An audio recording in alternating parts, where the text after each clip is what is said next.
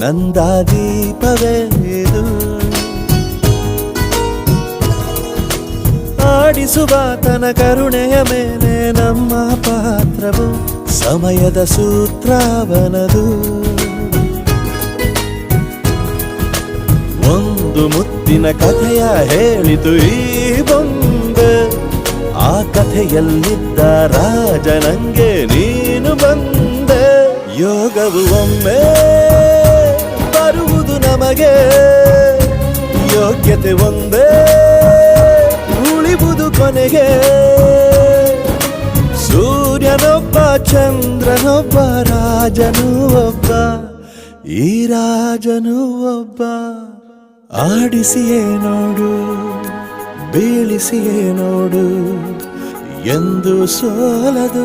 ಸೋತು ತಲೆಯ ಬಾಗದು